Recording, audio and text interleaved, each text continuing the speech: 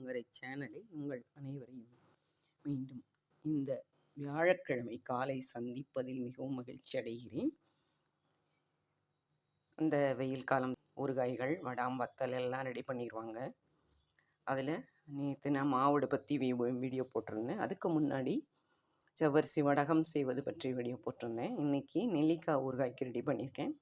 ஆனால் ஒரு வரப்பிரசாதம், நமக்கு எல்லா சீசன்லேயும் நமக்கு நெல்லிக்காய் ரொம்பவே சூப்பராக கிடைக்கிது. சின்ன லெவல்லையும் கிடைக்கிது, குண்டு குண்டாக பெருசாகும். இவ்வளோ பெருசு. நேற்று எங்கள் வீட்டுக்காரர் வாங்கிட்டு வந்த நெல்லிக்காய் இவ்வளோ பெருசு, நல்ல விளைஞ்ச நெல்லிக்காய். அதை பார்த்த உடனே நமக்கு அந்த ஜூஸ் போட்டு புதினா, கொத்தமல்லி, லெமன், நெல்லிக்காய் எல்லாம் போட்டு இத்தினூண்டு ஒரு சிட்டிகை உப்பு போட்டு ஜூஸ் பண்ணி 2 நாள் குடிச்சிடலாம். அப்புறம் மீதி உள்ளதை பூரா நல்லா நிறைய காய் கிடைக்கும். ஒரு காய் நம்ம கட் பண்ணாலே இவ்வளோ நமக்கு நெல்லிக்காய் காய் ஊறுகாய்க்கு கிடைக்கும். ஸோ அதை நறுக்கி போட்டு உப்பு போட்டு ஒரு நாள் பூரா ஊற வச்சா அதில் இருக்கிற நீர் அந்த உப்பு நீர் கசிஞ்சிக்கும்.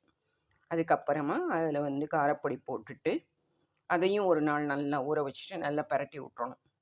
பரட்டி விட்டுட்டு நல்ல எண்ணெய் ஒரு 3-4 ஸ்பூன் நல்லெண்ணெய் நல்லா போட்டு பெருங்காயம் போட்டு காரப்பொடி, கடுகு நல்லா தாளித்தோடனே தேவையான அளவு காரப்பொடி நம்ம அதில் கொஞ்சம் போட்டிருந்தோம்னா இங்கேயும் கொஞ்சம் போட்டுட்டு நல்லா அந்த பச்சையாக நறுக்கின அந்த நெல்லிக்காயை அந்த சூட்லையே நம்ம நல்லா பரட்டி விட்டுறணும். அடுத்தது இந்த வெந்தயம், கடுகு பொடி பண்ண பொடி நேற்று மாவுடைக்கு எடுத்தது இருக்கு இல்லையா, அதில் இவ்வளவு நல்லா போட்டு விட்டுறணும்.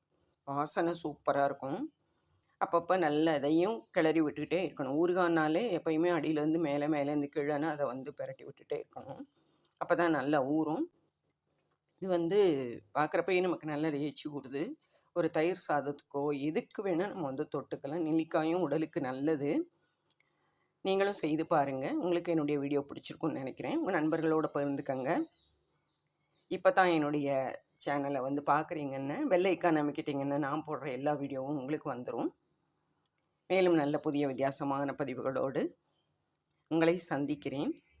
மகாலட்சுமி அருளும், குபேரர் உடைய அருளும், சத்ய சாய்பாபா ஷீரடி பாபாவோட அருளும், குரு பகவான் வியாழன் அருளும் எல்லா மக்களுக்கும் நிறைவாக கிடைக்கணும்னு அந்த எல்லாம் வல்ல இறைவனை பிரார்த்தனை செய்து கொண்டு என்னுடைய இந்த பதிவை முடிக்கிறேன். நன்றி. வாழ்க வளமுடன்.